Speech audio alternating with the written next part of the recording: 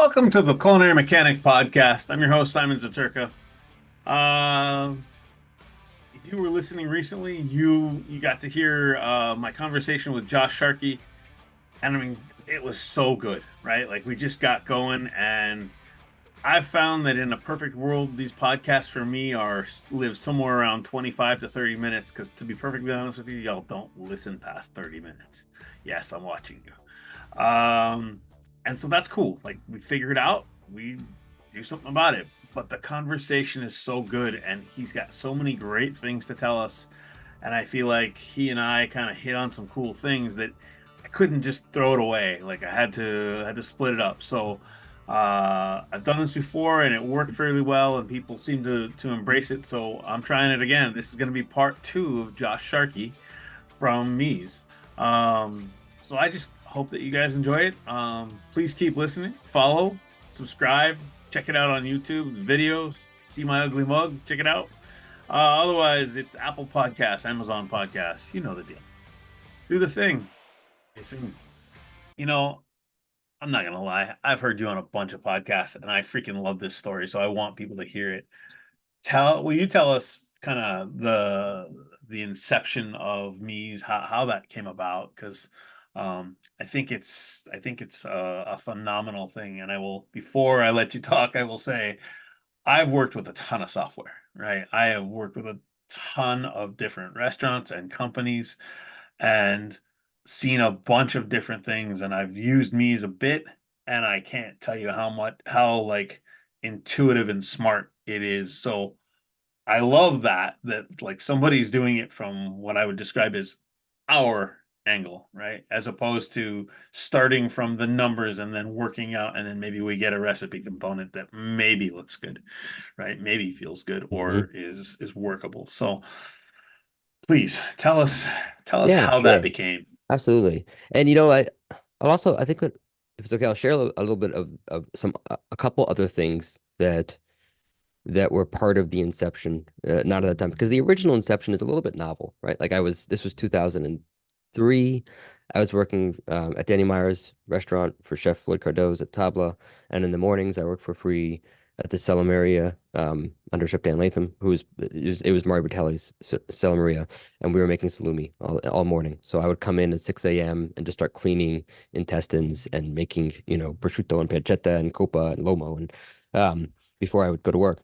And I kept a book of every recipe as we do, right? And Right. ideas of like time, temperature, humidity, and every little detail of how to make these things. And like we do on my days off, I'd go stage at other restaurants just to see. And I was staging at this restaurant Veritas, and I lost the fucking notebook. I was devastated.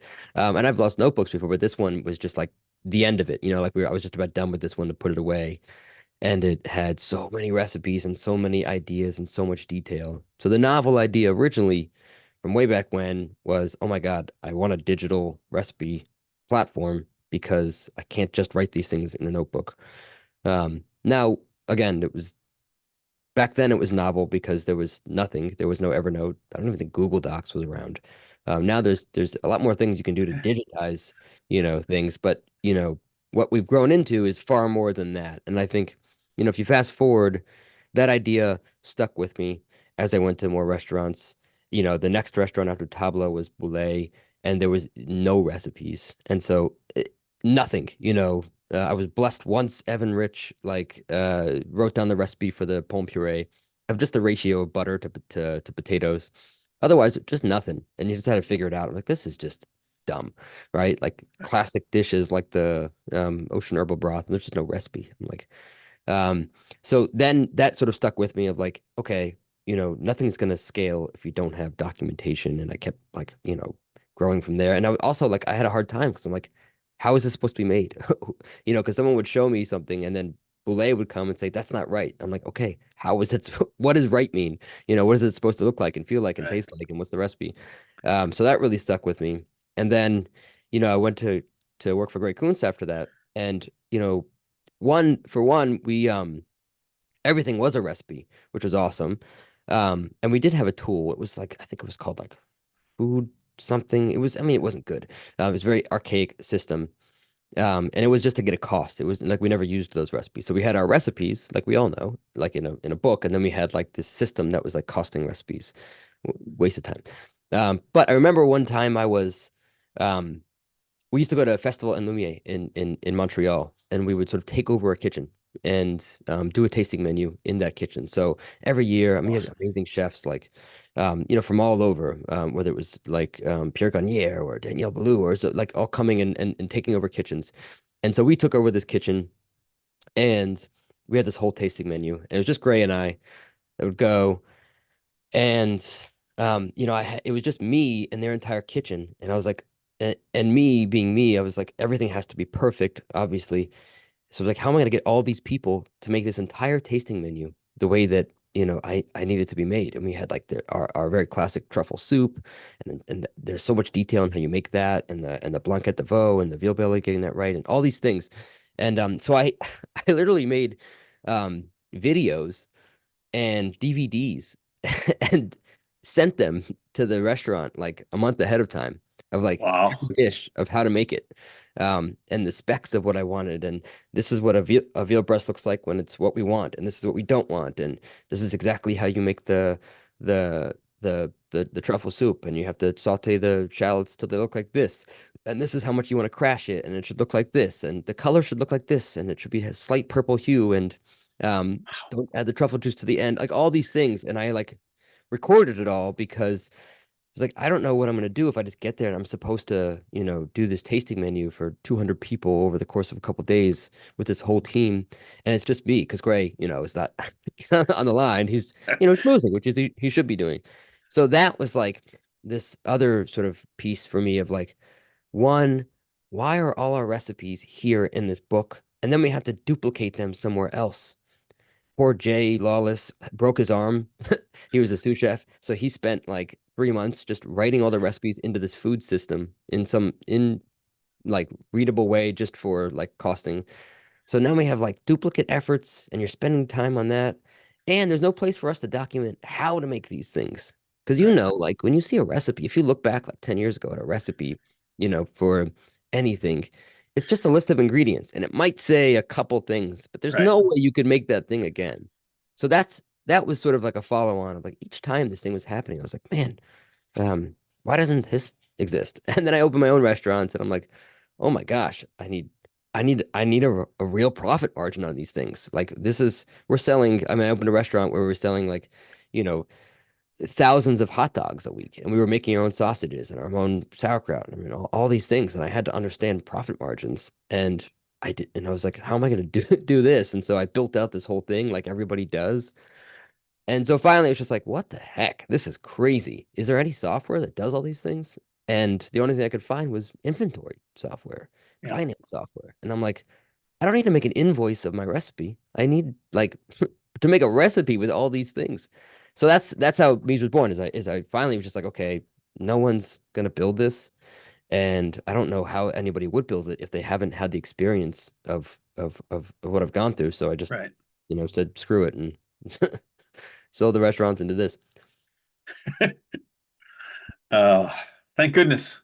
Because I mean, I was talking to another chef recently, and we were talking about meats, and he's like, man, they have so much effort put into like the yields of the vegetables.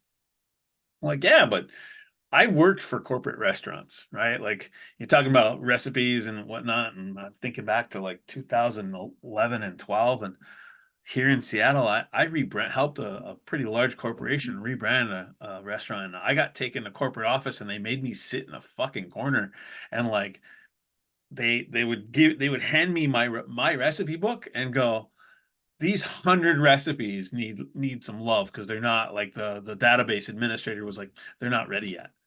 And he'd make me, thank God, right? Like just because in the subsequent 14 years that I've been in the industry, like my recipes are really good now. But it Yeah, was like not everybody gets that. Not everybody gets the opportunity to like have to comb through, and like he would go through and red pen my recipes. yeah, Like this is what's wrong, this is what's wrong. I don't understand how you get from here to here in the steps. He goes, this conversion is not right, or this doesn't make any sense, all of that. So yeah. I fully understand how much effort goes into like the difference between Brunoise onion and julienne onion and the volume and being able to then take that to a recipe and just go Yeah. it's Yeah, I there. mean, and the other thing is it's so much duplicative effort. And I think that's what, we as chefs don't realize because we just go and we're gonna go.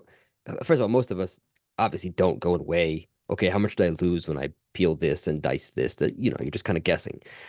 Oh, that guessing, when you have a 5% margin of error, 10%, whatever the thing is, of course your whole menu, that's a lot of money you end up losing. But um one person should go and weigh all those onions and get the average yield of a peeled onion because we're all buying the same Spanish onions. Yes, you might do something slightly different, but come on, we're peeling the thing off. We're all buying the same horse carrots. We're all buying the same peppers, and we're all buying dark rye flour or aged soy sauce. Like we're all buying these things. One person, so that's what we did was I just spent 5 years before I launched Mies and just had I was lucky enough to have like 100+ kitchens, so we could test these things hundreds of times and understand like the average yield when you peel a head of garlic and how much does that head of garlic weigh on average? How much does a clove weigh? How much does a minced cup of garlic weigh versus a versus sliced or slivered? And it all seems innocuous, but it just saves so much time. You don't have to worry about any of that stuff All you right. know, because it's such a waste of time for both of us to have to do that in two different kitchens. Totally. And to your point, the other piece that I think we as chefs all are guilty of, all of us, and one because it's just hard, is making recipes explicit. You miss so much. We Part of what we do when we onboard a customer very often is we don't just like import your recipes because it's really fast to just get them in, get them Right. structured. But we identify like, hey, you have an instruction here that says finish with hazelnut oil, but there's no hazelnut oil in your ingredients, or you have like a whole set of ingredients here. There's pistachios and there's Szechuan peppercorns and there's some togarashi. Nowhere in your instructions explains what you're supposed to do with that. So, like, can you add some clarity there? And now we're working with AI, which is pretty cool to help identify these things faster, but Oh wow, pretty that's bad at that, cool.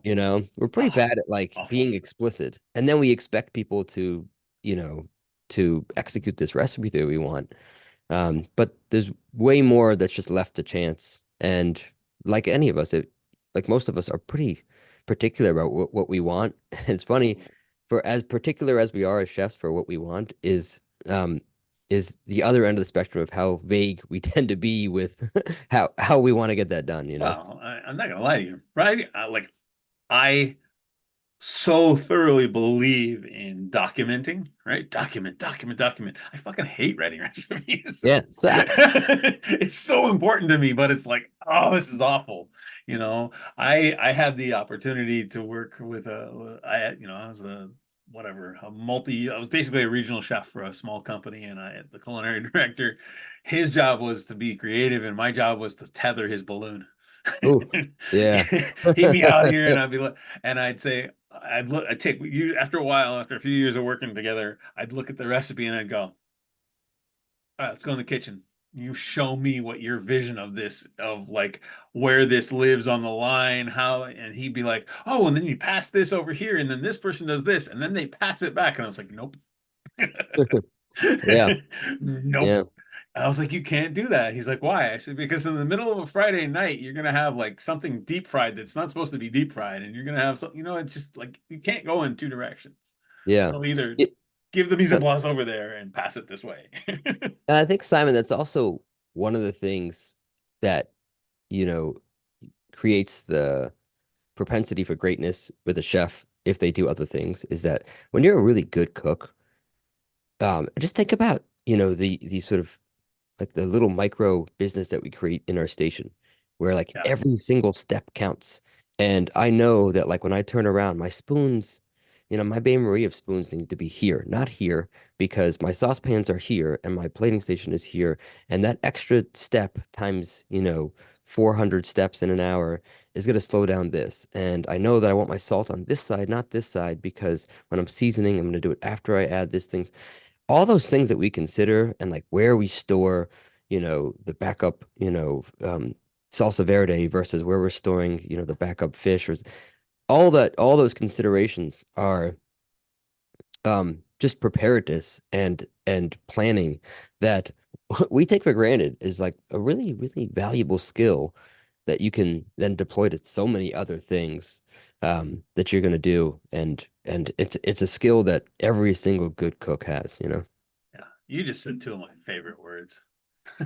Preparedness and planning. Like I can't tell you how many times I see and talk to chefs and they're like out of breath and they're running around and I'm like, hey man, why don't you like spend 20 minutes and like have a plan and then communicate the plan?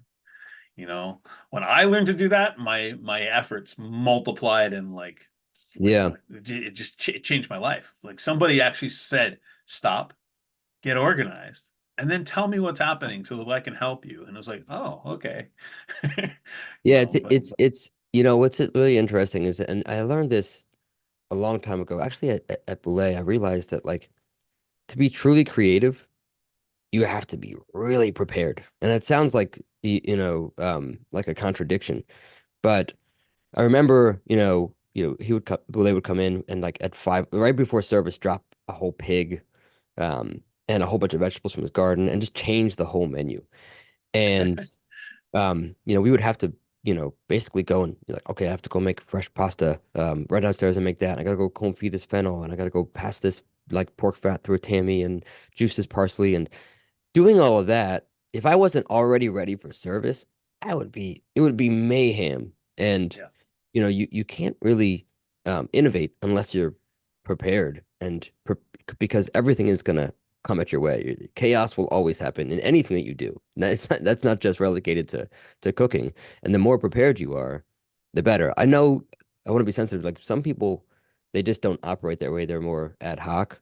It sounds like you and I might be similar. Like I could never, when I have Thanksgiving dinner, like 4 weeks beforehand, I have timing of like when, okay, at 2:15 p.m., this is coming out of the oven on Tuesday so that I can let it sit in the marinade overnight. And this thing is gonna get like that is the entire thing is planned out because the day of, I got my aunt coming who's gonna ask me to like check out this one thing and talk to me for an hour, and my kids are gonna be running around, and you know, my wife's gonna need something. All that's gonna happen. So like I need to know that everything is planned ahead of time to the T because half of it's going to have to change anyways. But it's so much harder to change things if you're not prepared first, you know? yeah, yeah. I once had a sous chef, and he's like, it doesn't matter how much I plan, it all gets thrown to shit. And I used to tell him, yeah, but you got to at least have a map, man. You got to at least look at the map and know where you're going, So Yeah, yeah, a plan can't go wrong if you don't have a plan. right, right. And Um, and if you don't have a plan, come on, it's yeah, just it's not similar to when right. we don't actually ever hear this anymore, which is good. But like 3 years ago, it hasn't been that much time, so I'm sure it still exists. But like we would hear chefs saying, "Oh, I don't use recipes." I'm like, what the fuck are you talking about? Like that just doesn't happen. You can't you have to have some sort of base of what someone is supposed to start with. Otherwise, how can you expect anybody to, execute your food? When I hear someone say, I don't use recipes, I'm like, okay, you do. Or if you don't, it's just you in the kitchen. Or I promise you, people are not making it the way that you expect, and your customers aren't getting the same thing. Yeah, I mean, I've I came across a kitchen last year, and they're like, I was like, "Where's your recipe book?" And the guy walked over and grabbed this binder that like stuck to his hand. It was just so nasty, and I was like, "When was the last time that was open?" He's like, "I don't know, but the recipes are in here." I'm like, "Does your team know how to use them?" And he's like, "No, no, they've all been here so long, it doesn't matter." I was like, well, what happens when you fire that guy? Or, oh no, no, no, my team's not going anywhere. I was like, man, you're not living in reality. But yeah, I mean, it happens. It's God, it shouldn't. You know. Funny thing is, once we reinstated a recipe book and made copies and started handing them out to the cooks, people were like, "Oh, this is amazing. We've never had this before. Thank you." And all of a sudden, the food cost dropped a full percent, like Of course. Yeah. overnight, Yeah. overnight, just because, like, and the chef was like, "Oh, okay, cool." Yeah. I mean, the other thing, I think that's important to think about when you're considering this idea of like of do you look at the recipes? How often do you look at them? Yeah, of course. After a while, you just know how to make that thing, right? And maybe you've even memorized the recipe, and that's fine too. But one, yeah, you're gonna have new cooks. You're gonna have, things that you have to pass down this knowledge. And two, recipes are not a static thing. They um they have to be iterated upon over time because things change, you know. Huh. Um, there are, I was just talking about this, I think a couple weeks ago with another chef on our show. Like, I mean, like russet potatoes are not the same starch content in September. What if you made that recipe in July? And there are lots of things like that. Like there are summers when tomatoes just there's way too much rain and those tomatoes are watery. So if you have a sauce and you were supposed to use, 2 grams of sugar per 200 grams of tomato or something like that, that might change. Or you were supposed to cook it down for X time. All that stuff, the recipe you need to have, but things change. Like we're using like raw ingredients that over time, you know, things are different about them. Some asparagus is sweeter different years than other asparagus. And yes, you want to have a recipe, but if no one's ever looking at that, then maybe they're all magically just, able to adjust and that's it. But who's documenting, like make sure that you look for this and things like that. So I think you should always be looking at them, at least as frequent as you Totally. can. Yeah, I mean, I think back to 2 years. I don't know how it was for you, but over here on the West Coast, 2 years ago, with the lettuce shot from like $20 a case to $100 a case. Hmm. And I worked with a couple different restaurant groups at that time, and they like wholly changed the lettuce that they were buying just because they couldn't do romaine. Yeah. It was killing them. A small fast casual restaurant. Yeah. you know, Yeah, and it's that happens. I mean, avocados spike sometimes, limes, there's all kinds of stuff that, um, and you have to be able, to adjust, but then also just, the weather changes. Yeah. Weather affects these things. The amount of Well, rain that you get is going to and affect. it's changing every year now, right? Like Yeah. climate to tell me as a chef that climate change isn't real. Yeah. Yeah, no way. A fun little like story for you. This past weekend, I was moderating a panel at the chef conference in Philly, and it's a really amazing panel with some just incredible chefs from Noma, and I was really great mixologist. But the next panel was Alain Ducasse, and he was doing his memoirs, and this is in his book that he just released. Right. Just, but there's a story. He was in town in New York, and he stopped by Dan Barber's restaurant, the Stone Barns, in Westchester. And Dan, he only had like 30 minutes to eat. And so Dan gave him bread and butter. He was really excited about the butter because they make their own butter. And he was so excited to give Alain Ducasse this butter. And Alain ate it and was clearly like not super excited about it and started asking questions like, was it raining uh, when you made this? And um, was this were the cows grazing close by the barn or were they far away? And did you hand mix this butter or did you whip it in a machine? And Dan was like, "Oh no, it was, I don't think it was raining, and no, we do it by hand, and we always, the cows are just grazing right by the barn." Um, and so I was like, "Okay." Um, and then Dan, like, a week later, he went and checked. I don't know if it was a week later or a couple weeks later, he went to check, and turns out the farmer had been testing the cows grazing, a couple miles away, like 7 fields away because the fields were running low on they're just trying to repair the grass. So they were in fact, grazing far away from the farm, which impacts like the richness of the soil because there's less manure and things like that. And the intern had been mixing the butter in a mixer. He saw the intern doing it later. He's like, what are you doing?" He's like, "Oh, chef, I realized that actually it's a lot faster if I do it in the mixer." Um, and it was raining in the farmhouse. So yeah, we had a lot of rain last week. And so it turns out Alan was right about all these things. Um, and butter is a recipe, right? It's literally, cream that you're just whipping, Yeah, But all those things matter, right? And if you use that butter and the intention is for a certain dish, that can impact that. So all these things are dynamic, they're changing, and you need to have a recipe clearly. How much salt are you using? 1% salt in that butter, 2%? Like that's important. But all these right. other things, matter. So I thought that was just an incredible, like, how the hell did you know that, chef? Like, that's insane. But also just a great example of why these things matter. You want to talk about honing skills. To be that in touch with what's happening in your mouth, to have that much lived experience Hmm. just blows me away. I mean, I taste things for a living, you know. Yeah. You taste things for a living. I taste things at home all the time, and still every once in a while I'm like, how did I not taste that yesterday? You know, and so, but I think that's a phenomenal story. Um, wow, what a great conversation, man. I love the way it has meandered for us.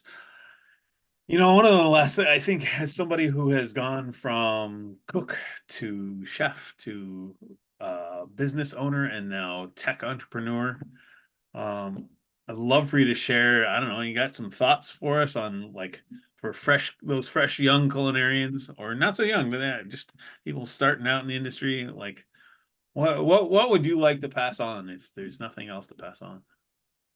Yeah, I mean, honestly, like, it's tough with these questions because so many things that are cliche for a reason, and so many of them stick with me. And I'm a big geek, Stoic philosophy and things like that.